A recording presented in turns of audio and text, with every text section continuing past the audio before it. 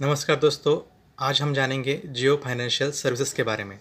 तो जियो financial services के quarter to के नतीजे में मुनाफा डबल। मुकेश अंबानी की एनबीएफसी के शेयर के प्राइस लंबी खामोशी के बाद सोमवार को मचाएंगे धूम। पिछले साल में जियो फाइनेंशियल सर्विसेज के स्टॉक ने अपने निवेशकों को 52% का रिटर्न दिया है, जबकि पिछले 6 माह के से यह स्टॉक खामोश है। इसका रिटर्न भी फ्लैट हो रहा है। शेयर मार्केट में शुक्रवार का यू टर्न देखा गया, जबकि गिरावट में चल रहा बाजार अच्छी खासी बढ़त लेकर बंद हुआ। बाजार में कॉर्पोरेट रिजल्ट के दौरान अर्निंग सीजन चल रहा है। रिलायंस ग्रुप के स्वामित्व वाली कंपनी जियो फाइनेंशियल सर्विसेज ने शुक्रवार को अपने तिमाही परिणाम घोषित किए। शेयर मार्केट क्लोजिंग के बाद जियो फाइनेंशियल सर्विसेज के नतीजे आए।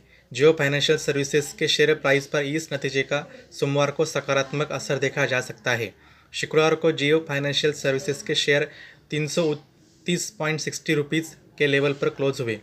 पिछले एक साल में जियो फाइनेंशियल सर्विसेज के स्टॉक ने अपने निवेशकों को 52% का रिटर्न दिया है, जबकि पिछले 6 माह से यह स्टॉक खामोश था। इसका रिटर्न फ्लैट ही रहा है।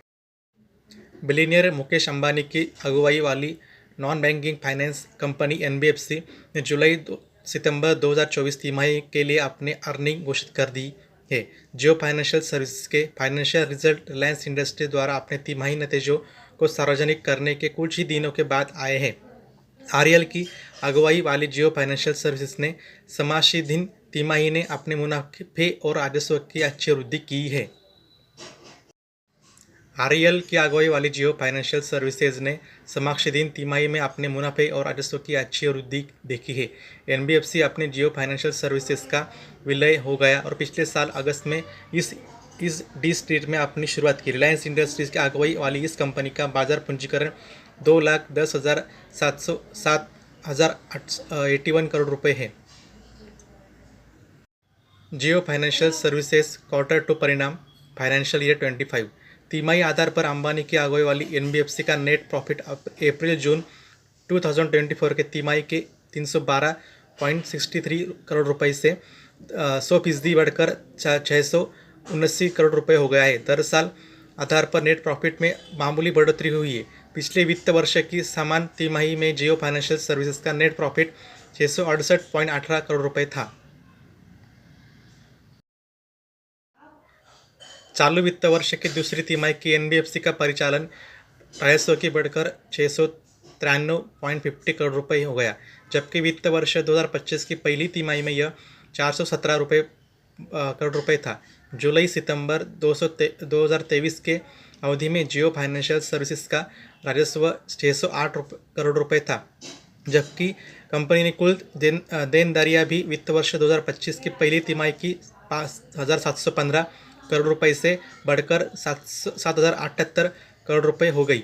जियो फाइनेंशियल सर्विसेज के नेटवर्थ अंबानी की अगुवाई वाली जियो फाइनेंशियल सर्विसेज ने 30 सितंबर 2024 तक अपनी कुल संपत्ति जियो फाइनेंशियल सर्विसेज नेटवर्थ अंबानी की अगुवाई वाली जियो फाइनेंशियल सर्विसेज ने 30 सितंबर 2024 तक अपनी कुल संपत्ति 1,37,144 करोड़ रुपए बताई है।